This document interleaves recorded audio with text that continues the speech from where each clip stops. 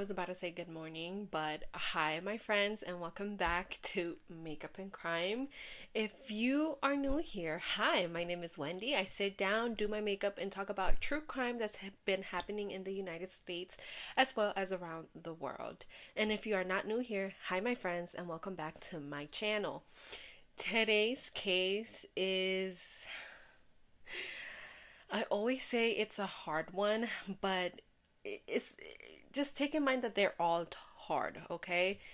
Researching these cases just makes you realize how much bad people and how much evil is out there in the world. And it can be anybody. Anybody can become a killer. Anyways, shall we get started with our story? Today's story, I found out about Todd Kohlhepp, and I hope I'm pronouncing his last name correctly. If you are new here, just bear with me with my pronunciation. I don't know why this happens to me every time I do a video. Like, I always get tongue-tied. Not sure why that happens, but I was looking at the documentary of Molly McLaren. If you didn't see my last video, I will leave a link or a pop-up here somewhere. But I was looking at the Molly McLaren documentary, and this is where Todd Kohlhepp, the Amazon review killer, popped up. And when I saw the Amazon review killer, I was like, The Amazon review killer? What is this about? and of course, it got my little wheels turning up in my head, and I had to do the research. I said I have to do a story on Todd Kohlhepp. Todd. Toad. His name should be Toad, but his name is Todd Kohlhepp. So shall we get started? Todd Kohlhepp was born March 7th, 1971 in Fort Lauderdale, Florida, to Regina and William Sampsell. A little bit about, and you guys know that I do like giving some information about their childhood. So when Todd was just a baby, his parents did divorce because they had a troubled marriage. Todd had no type of contact with his biological father for years after the divorce. And by the age of 3, his mother Regina had remarried, and his stepfather adopted him in 1976. So, Todd did not like his stepfather at all, and because of this, he got beaten up a lot. And if I do recall correctly, in one of his interviews, he did say, I'm not sure if it was his stepfather, but there was so much trouble going on in his youth. But Todd did not like his stepfather, and that got him beat up a lot. His mother, Regina, could not accept that his stepfather, or should I say her husband, beat up Todd, that she ended up divorcing him, but remarrying him 2 times after this. Todd made it clear to his mom that he wanted to live with his biological dad. Regina did not want to send Todd with his father, William. So, due to house problems, Todd did create a lot of trouble at the nursery school. He showed severe emotional and mental instability. When he got angry at the nursery school, he would break projects and throw stuff around the classroom. When he was just 9 years old, he was sent to a mental facility. There, they found that by the age of 9, his current age, he already had sexual fantasies and he also had sexual desires. So, Todd wasn't like every other kid. He was very hard to control. His mom, Regina, was having a hard time getting a hold of her son. He wouldn't listen to her, and she tried the best that she could, but at the end, it wasn't worth it. Regina was just going through a lot with Todd. Todd was also very cruel to animals at his age. that one time he put bleach, so he bleached some fish. He put bleach on the water and ended up bleaching the fish, which ended up killing the animals, ended up killing the fish. And then with a dog, he hunted a dog with a BB gun. So Regina states that she couldn't find a way to help her son, and she was just going through a lot with him, that she ended up sending Todd to his biological father, William, which is at the end what Todd wanted. Remember, Todd made it clear to Regina that he wanted to live with his biological father, and at the end, he got what he wanted. Todd's dad lived in Tempe. I hope I'm saying the right Tempe, Arizona. Todd's dad had an obsession. When I say obsession, he was obsessed with guns.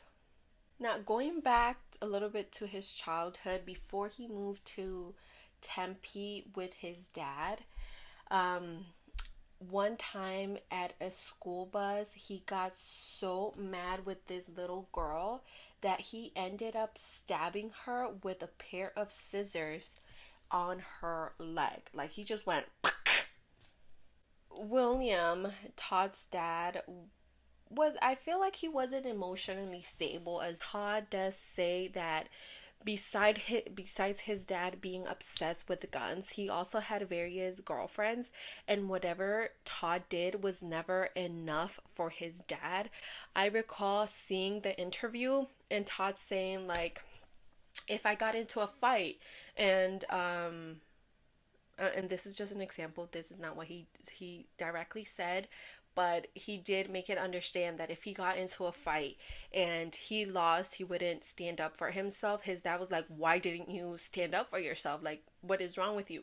And if he did end up standing up for himself, he's like, why did you hit that person? Why did you do this? So William was never in accordance, or was never he never took Todd's side. When Todd first moved in with his dad, William, he did say that he liked his dad very much, but at the end, he ended up hating him and disliking him because of his means and his ways. And I understand. I mean, like, if I had a dad who treated me that way, I feel like I wouldn't get along with him. I wouldn't feel loved. And I think that's how Todd ended up feeling. Todd did end up contacting his mom to let him come back to the house, but Regina would make up excuses to extend his stay at his dad's house, at his dad's place. So I feel like she wasn't prepared to go through everything that she went through with Todd again. At school, Todd was considered a bright student and above average intelligence, so he was pretty smart. You're above average. You're not average. You're special, Todd. You're really special. This brings us to November 25th, 1986.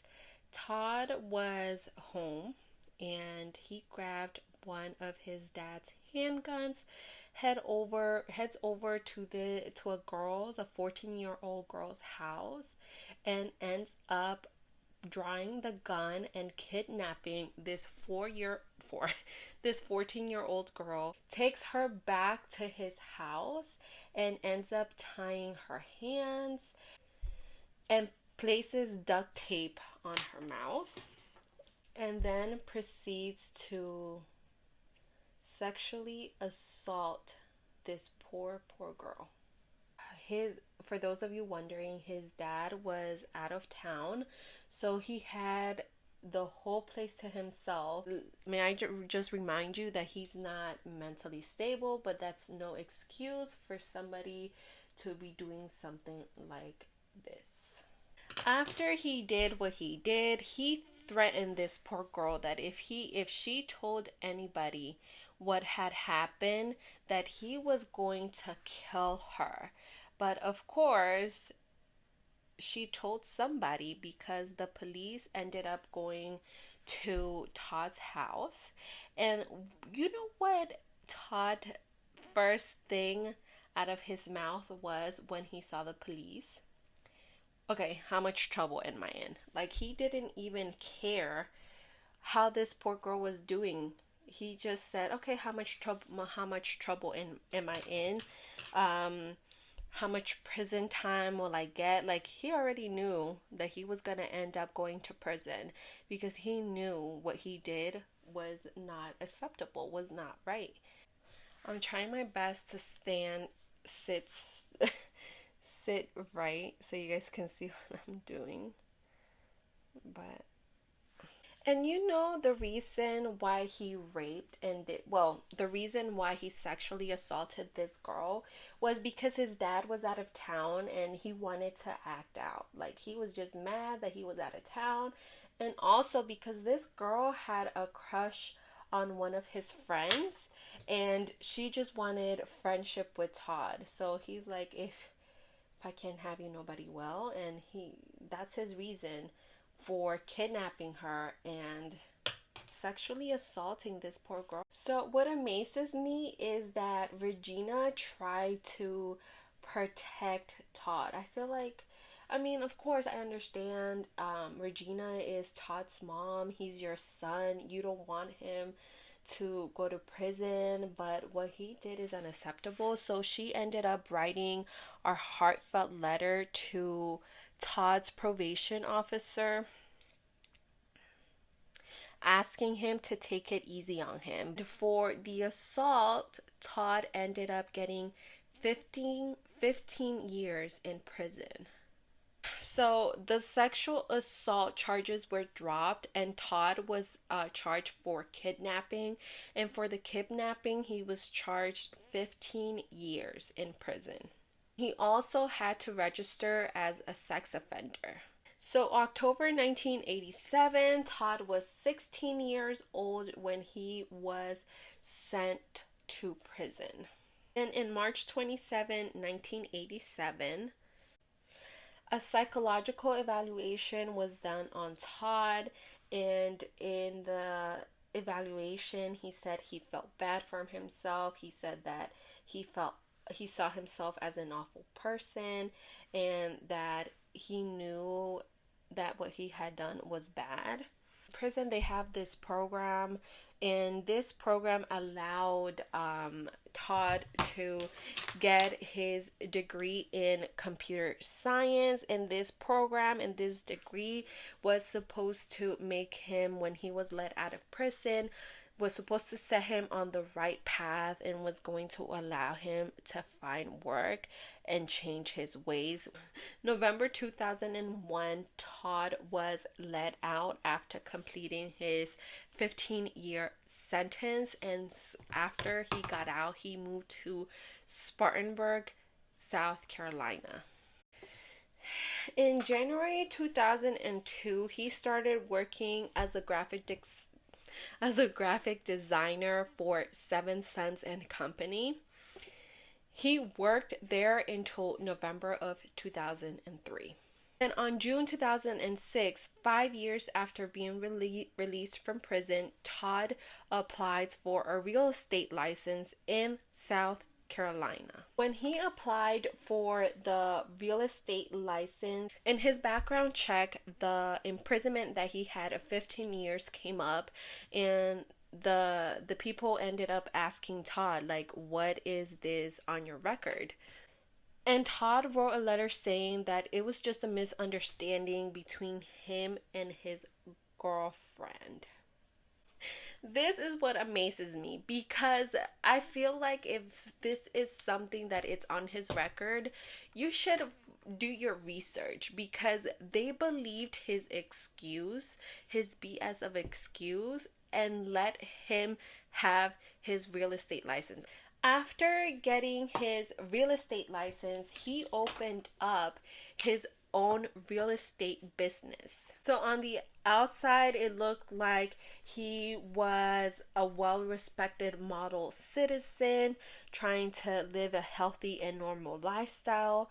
But behind the scenes, Todd did have a fascination of guns. He had a fascination of guns and collected them. And you know, when you've had a taste of doing bad things and almost getting away with it, I feel like sooner or later that urge is going to come back. Well, Todd had a successful real estate business. He ran this business from his house in Moore, South Carolina, and he eventually bought a 95-acre land in Woodruff, South Carolina. Todd was one of the top real estate salesmen in Spartanburg, South Carolina. And if you Google Todd Kohlhepp, I think his like business card for the Realtor still shows up. I mean, it shows up because they use it as evidence to show you who he was, but he does not practice anymore because his license was revoked.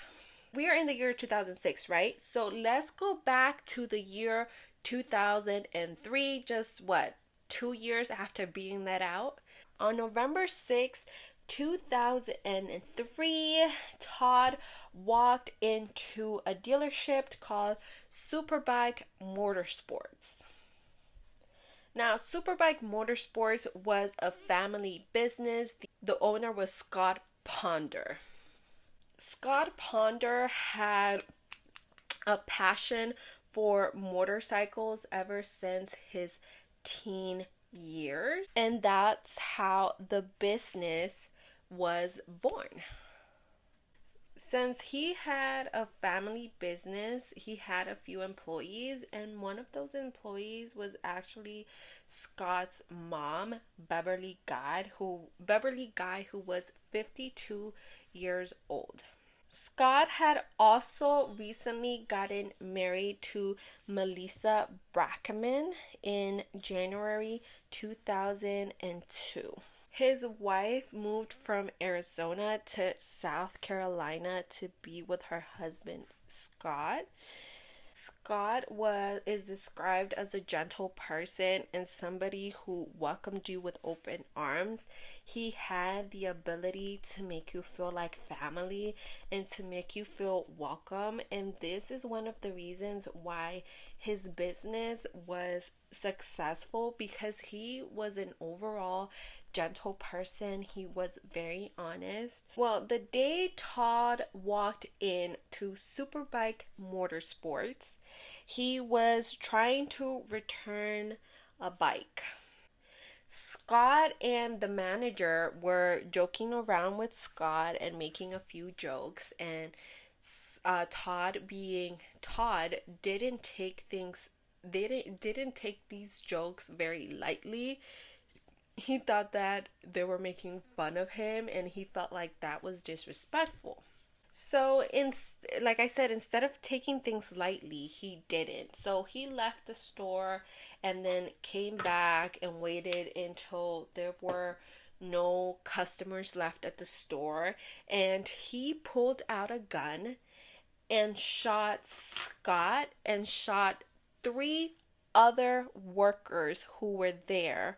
Those three other employees included Beverly Guy, who was Scott's mother, Brian Lucas, and Chris Sherbert.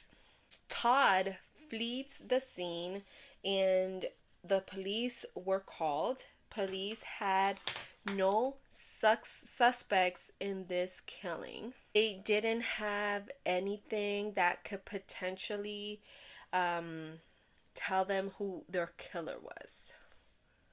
Todd not being caught and put together with the Superbike Motorsports killing just boosted up his ego, because he thought, if I can get away with it, I can kill again.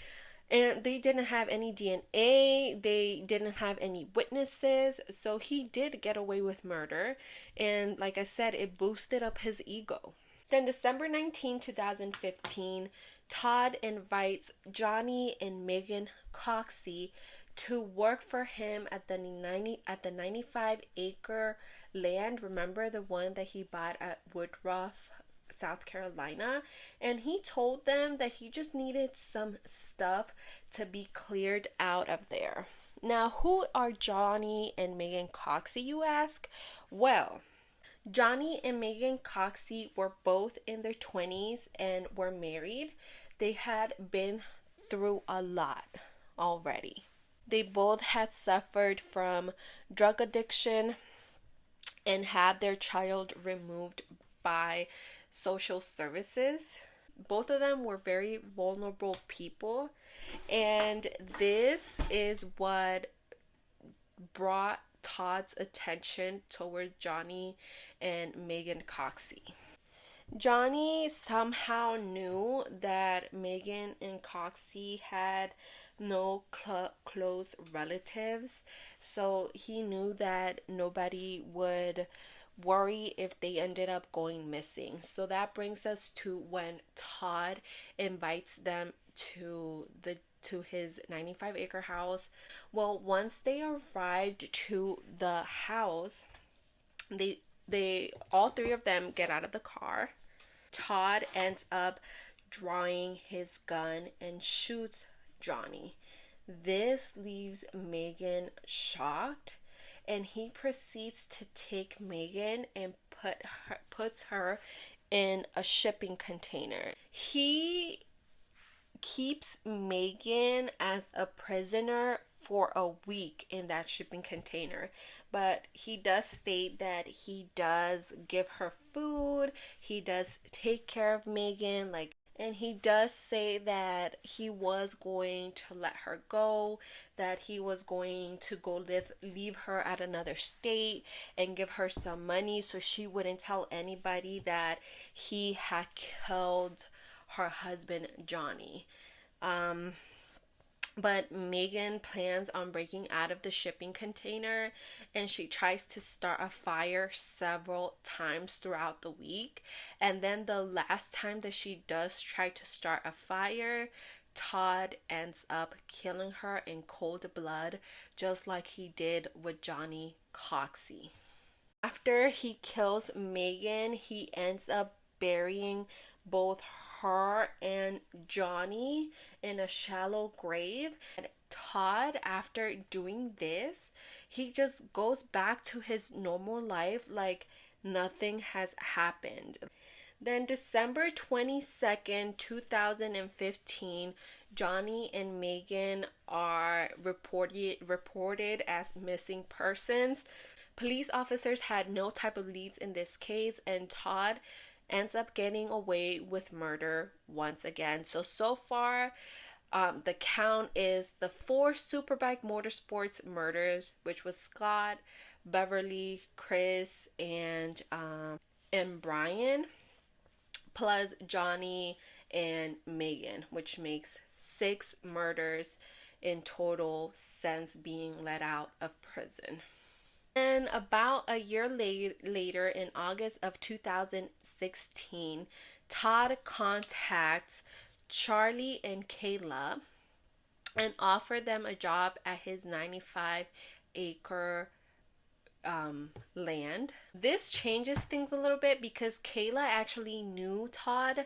They became friends on Facebook, I believe, and chatted and got to know each other. So at this point, Todd considered Kayla a friend, and that's the reason why he offered a job to Kayla.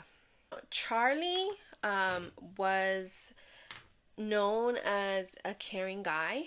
His dad says to Charlie, if you needed money or if he saw somebody in need, he would give them whatever money he had in his wallet. It could be $2, it could be $1, it could be 5, 10, and he would give you the money without thinking it twice.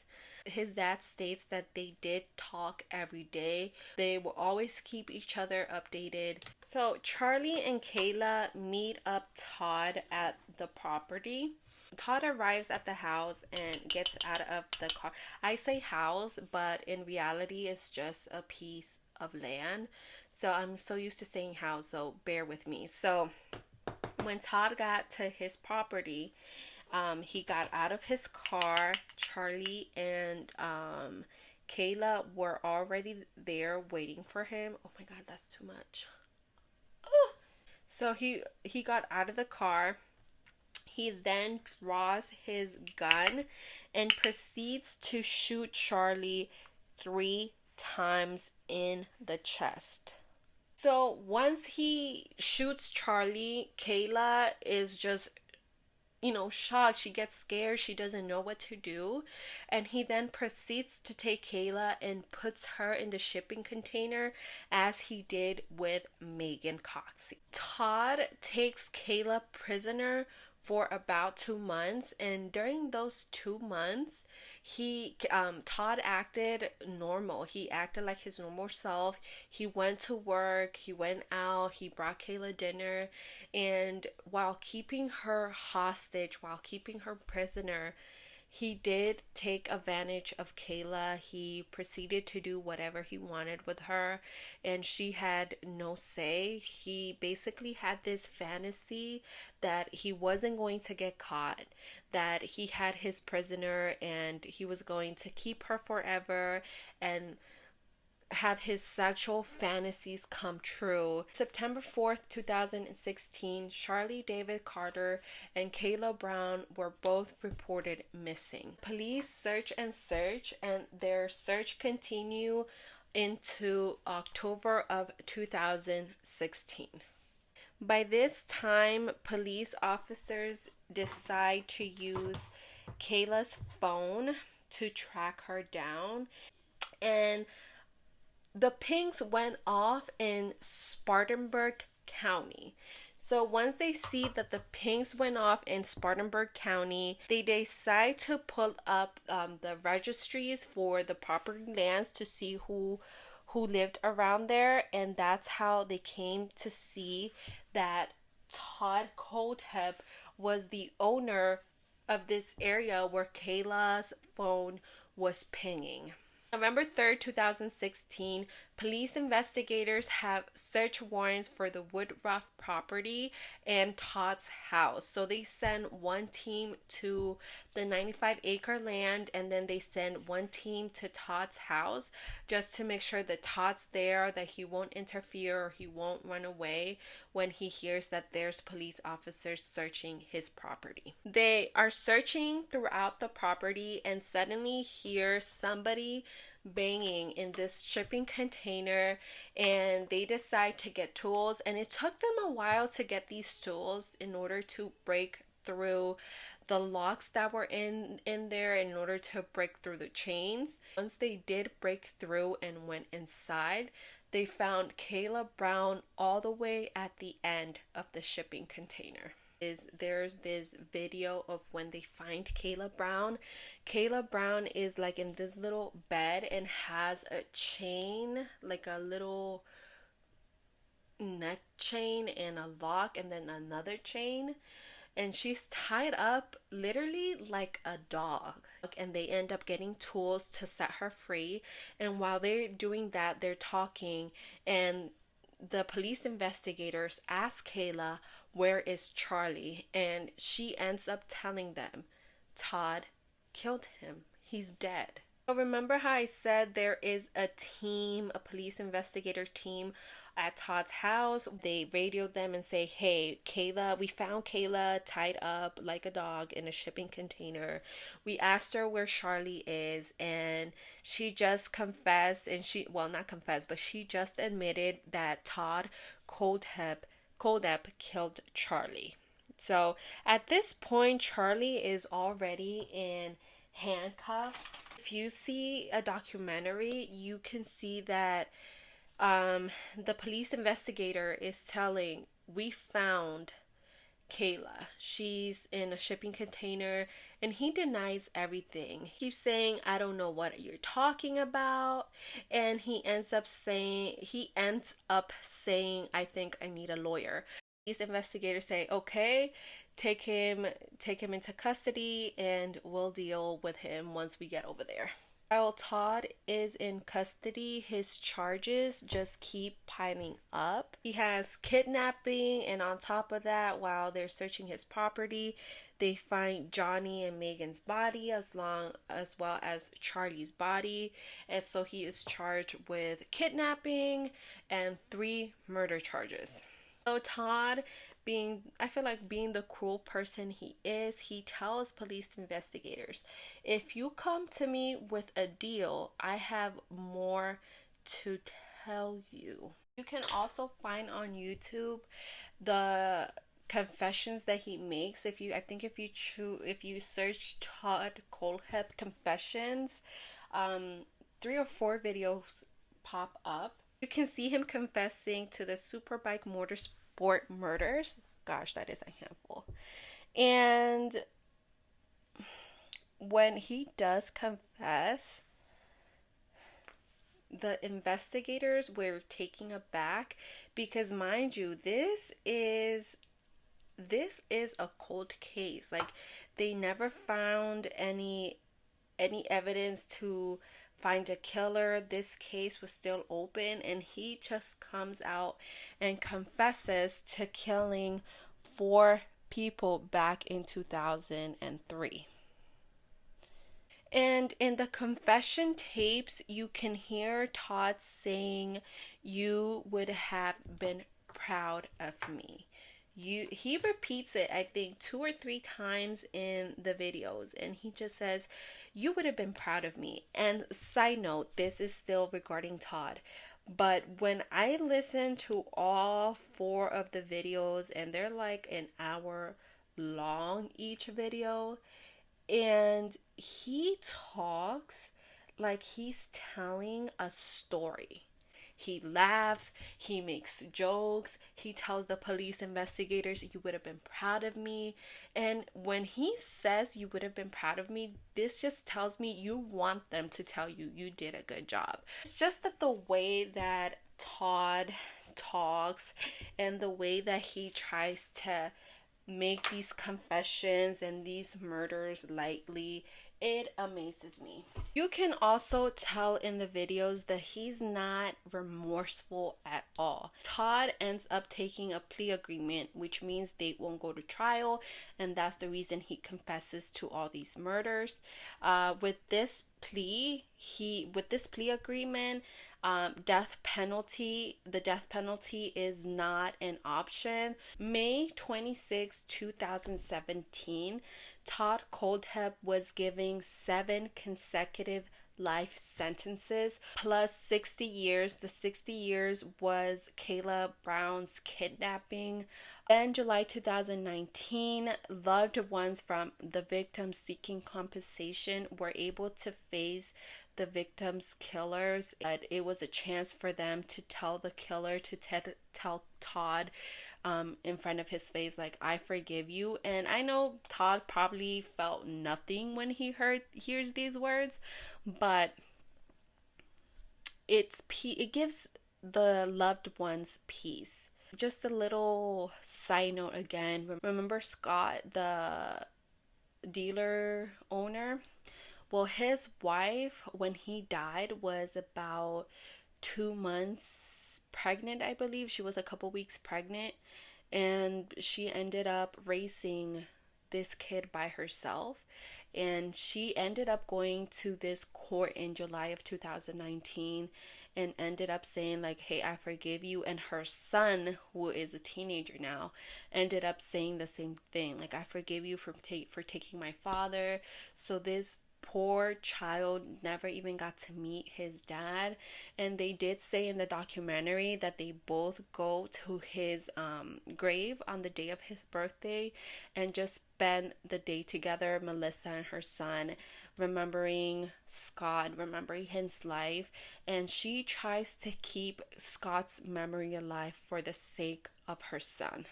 Now, in the interview videos, at the confession videos, he also makes this little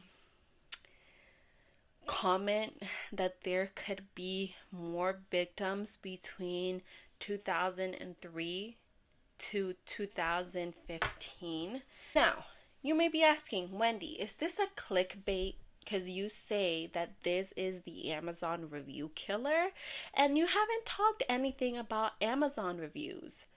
Well, bear with me. There are some Amazon reviews that Todd had left. He created a profile on Amazon just titled Me. He left various reviews on certain items that I'm going to talk about right now. Let me get my notes for you. All right, here are my notes. So, on one of the Amazon reviews, it was a chainsaw. He left a review saying the following: works excellent. Getting the neighbor to stand still while you chase him with it. It's hard enough without having an easy to use chainsaw. On another, I'm sorry I'm laughing, but it's just unbelievable. On another review of a mini shovel, on a mini shovel, he wrote, keep in car for when you have to hide the bodies and you left the full-size shovel at home. Does not come with a midget, which would have been nice. Oh my gosh. And then on a blade, he commented the following: haven't stabbed anyone yet, but I am keeping the dream alive, and when I do, it will be with a quality tool like this. And there are many other reviews like this, so it is safe to say that he was a sicko. Let's just say that these reviews lead me to believe that there are many more victims out there, and he is just keeping the names, I want to say, for leverage. But what leverage could he get? You have seven consecutive life sentences plus 60 years. You're never getting out of prison. You're there until you die. Why don't you just be a decent human being for once and tell us the names of the victims so we can tell the loved ones who their killer was, and they can finally be at peace knowing who the killer is. It's just a lot. This case was a lot. This has been the case of Todd Kohlhepp, the Amazon review killer, and it's a hard one. It's a hard one to digest. It definitely is. But thank you so much for joining me today. I hope you guys liked the makeup look. It's a little bit out of my comfort zone, I should say. The purple is definitely out there. Thank you so much for joining me. If you haven't checked out my last few videos, I definitely suggest you do. They are in a playlist called Murder and Crime. I hope that you have a wonderful day. If you like this video, give it a thumbs up, subscribe, comment, whatever you want to do, or don't, who cares. And if you have any cases that you would like to talk to me about, leave a comment down below or send me a message on IG. You can find me as wendyable.x, and I'll see you guys next week. Bye.